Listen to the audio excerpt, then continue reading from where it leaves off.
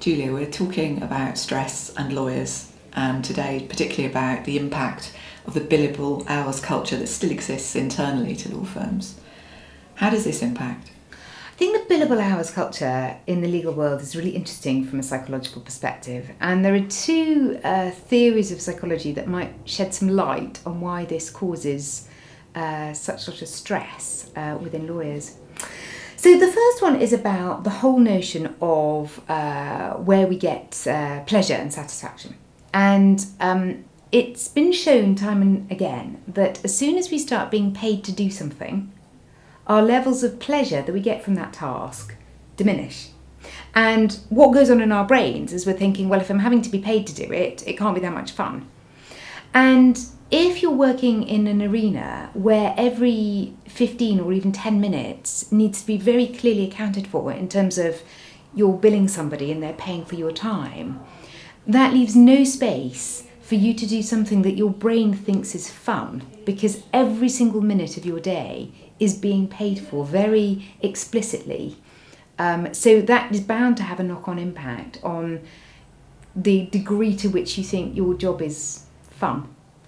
So that's the first big challenge with billable hours. The second one is around control. And again, control is has a huge influence in psychological terms, in terms of satisfaction, job satisfaction, life satisfaction, and is shown to be a very strong motivating driver.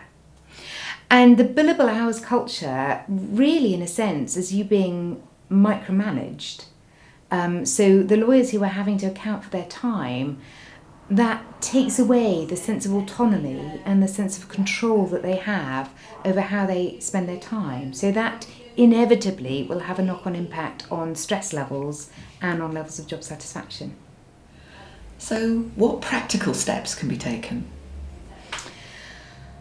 I think there are probably a few different things that law firms could think about.